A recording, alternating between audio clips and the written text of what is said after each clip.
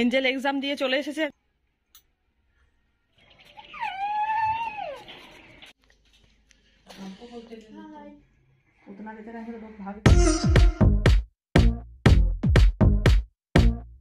Hello everyone, welcome back to my new another blog.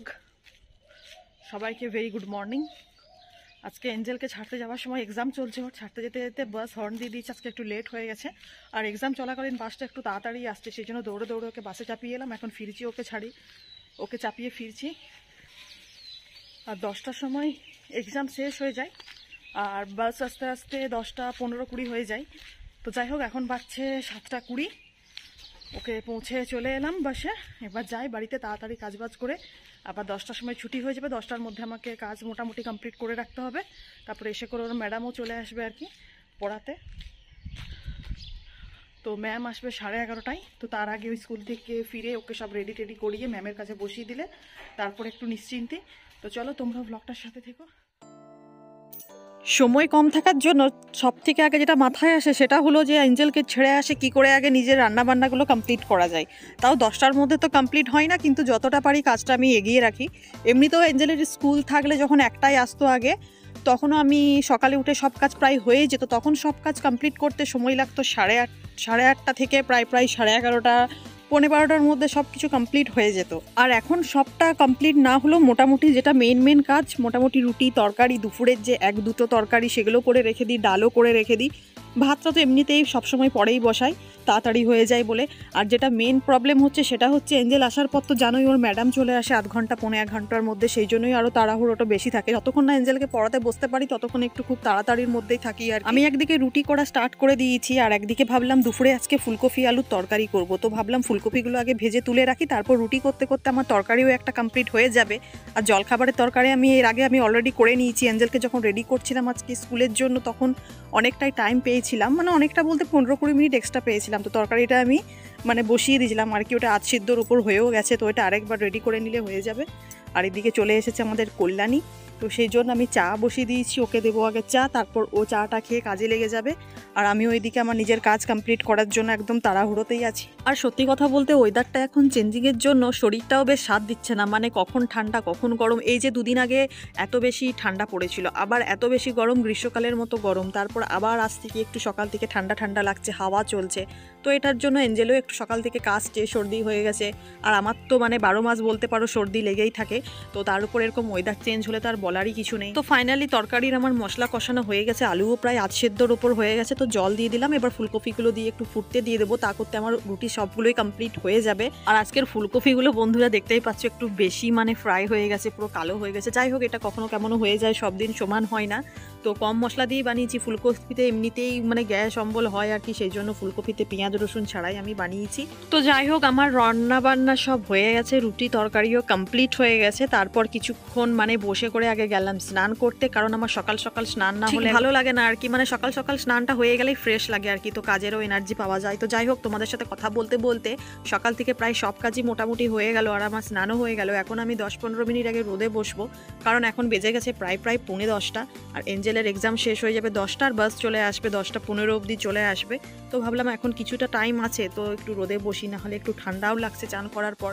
আর সকাল থেকে হাওয়াও দিচ্ছে, তো যার কারণে ঠান্ডাটা একটু বেশিই লাগছে। আর এমন ওয়েদারটা এখন করছে যে রোদটা প্রচুর পরিমাণে দিয়েছে, ছাদে যে চড়া রোদটা দেয় না, এখানে তোমরা আধ ঘন্টা বসতে পারবে না, অবস্থা পুরো খারাপ হয়ে যাবে। তো যাই হোক, আমি এখানে কিছুক্ষণ বসে নিচে চলে যাব, কারণ একটু রেডিও হতে হবে অ্যাঞ্জেলকে আনতে যাওয়ার আগে।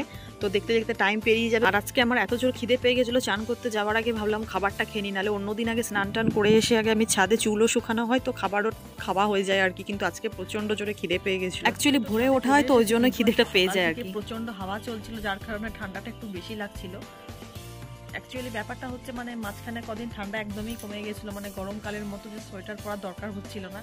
তো সেই একটা ওয়েদার হট করে চেঞ্জ হয়ে গেল, আজকে এত হাওয়া, তার উপর সকাল থেকে খুব ঠান্ডা ঠান্ডা লাগছে। তো এখন স্নান করে ছাদে এলাম, রোদটা ভীষণ ভালো লাগছে, এত ঠান্ডা লাগছে, হাওয়াও দিচ্ছে, তার সাথে রোদটাও খুব বেশি দিয়েছে। তো ভাবছি এখন এখানে 10 মিনিট আগে থাকি, কারণ এই স্নান করে আসার পর আরও বেশি ঠান্ডা লাগছে। তারপর এঞ্জেলকে আনতে যাওয়ার সময় হয়ে যাবে, 10টা বাজতে 10 বেজে গেছে, ওদের 10টা অবধি এক্সাম, তারপর 10টা 15-20 অবধি এখানে বাস চলে আসবে, তো আনতে যেতে হবে। তো যাই হোক, কিছুক্ষণ বসে করে এঞ্জেল এক্সাম দিয়ে চলে এসেছে। এঞ্জেলের কোশ্চেন পেপার, একটা পেপার নিয়ে নেয়, 80 নম্বরের এক্সাম হয় আর কি। তো এটা 50 মার্কসের। কোশ্চেন শিটটা দিয়েছে, আর 30 নম্বরের একটা জমা নিয়ে নিয়েছে, আর 20 নম্বরের তো টেস্ট হয়। তো কোশ্চেন পেপার বাড়িতে গিয়ে দেখবো কতটা কি পেরেছে। সকাল থেকে বন্ধুরা সব কাজই কমপ্লিট হয়ে গেছে মোটামুটি, কিন্তু এই বিছানা তোলা, বাসি বিছানা পরিষ্কার করতে আমার রোজ 12টা বাজে, আর আজকেও তাই হয়েছে। অ্যাকচুয়ালি আমরা উঠে যাই ঘুম থেকে, কিন্তু রুমটা আমি খালি পাই না বলে সেরকমভাবে পরিষ্কার করতে পাই না, আর 12টার দিকেই আমি মানে পরিষ্কার করার সময় পাই, যেটা সত্যি কথা। আর তোমার এঞ্জেল এসে পড়তে বসে গেছে, ও ম্যাম চলে এসেছে, ওকে রেডি টেডি করিয়ে তারপর আর ব্লগটা কন্টিনিউ রাখতে পারিনি, কারণ একটু তাড়াতাড়ি থাকে আর কি, ওকে এসে রেডি করে ম্যাম কাছে বসানো অবধি আর কি। তো যাই হোক, ও পড়ছে, আমার এদিকে রান্না প্রায় মোটামুটি সবগুলোই হয়ে গেছে। তো ভাবলাম আগে বিছানাটাকে কমপ্লিট করে নিই, মানে পরিষ্কার করে নিই, তারপর একটু কফি খাবো, কারণ আমার মাথাটা প্রচণ্ড পরিমাণে ধরে আছে, সকাল থেকে উঠে একটু ফ্রেশ হয়নি এখনো অবধি। তো যাই হোক, কমপ্লিট বিছানা গোছানো, আর আমি এবার চলে এসেছি আমাদের জানলা দিয়ে যে সুন্দর রোদ আসে, তো সেখানে কফি নিয়ে বসে গেছি। সারাদিন কাজের পর যে আধ ঘন্টা আমি নিজের জন্য যখন পাই, মানে একদম ফ্রি ভাবে একটু কফিটা নিয়ে যখন ডেলি বসি, এই সময়টার জন্য আমি সকাল থেকে ওয়েট করি যে কত তাড়াতাড়ি পাবো, খুব ভালো লাগে। তো যাই হোক, তোমাদের সাথে কথা বলতে বলতে দুপুর গড়িয়ে এখন বিকেল হয়ে গেছে, আর আমি চলে এসেছি ছাদে। আর আজকে এসেছে মালা, এসেছে কল্যাণীর সাথে। মালা আবার একটা ওর নিজের বন্ধুকে নিয়ে এসেছে অ্যাঞ্জেলের সাথে খেলবে বলে, তো আমিও ওদেরকে নিয়ে চলে এসেছি ছাদে, যে চল আজকে তোদের সঙ্গে একটু আমিও খেলবো নতুনত্ব খেলা, মানে আমরা যেটা স্কুলে খেলতাম আগে, তো সেগুলোই মনে পড়ে গেছে যে তোদের সাথে খেলবো চল। তো তাই ওদেরকে নিয়ে বসে পড়েছি খেলার জন্য। তো তোমাদের কাদের কাদের এই গেমগুলো মনে আছে সবাই কমেন্ট করে জানিও নিশ্চয়ই। তো আমার তো খুব ভালো লাগছে, তো চলো তোমরাও দেখতে থাকো। এবার দুজনে এখানে দাঁড়া। মালা ঠিক বলছে, যা যা এবারে আয়, চেপড়াবি না আঙুল দিয়ে। বল সত্যি করে বল। আয় তো চোর, মাথায় মেরে যা।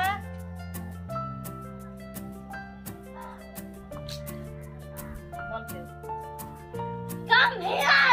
বলকে দুজনে এদিকে पनिशमेंट मिलेगा। के बोल माला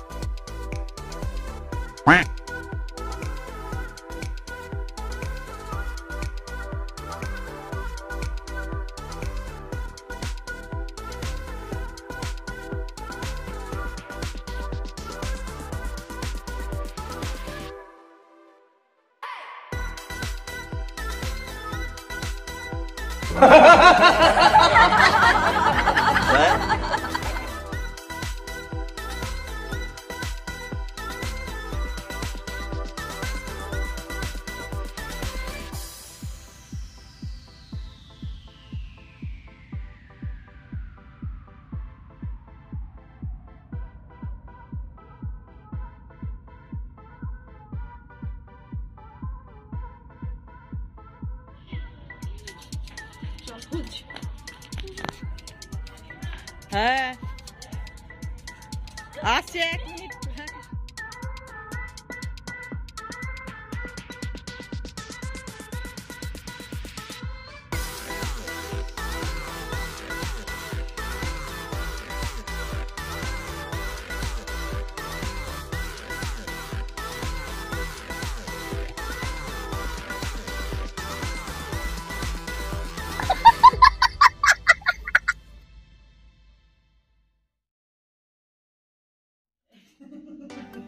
হ্যালো এভরিওয়ান, সবাইকে গুড ইভিনিং। আর আমি চলে এসেছি পার্লারে, কারণ কাল আছে একটা বিয়ে বাড়ি, তো সেই জন্য চলে এসেছি আইব্রো করাতে, কারণ আমি সকাল থেকে সময় পাইনি, জানোই তোমরা, সবটাই তোমাদের সঙ্গে শেয়ার করেছি।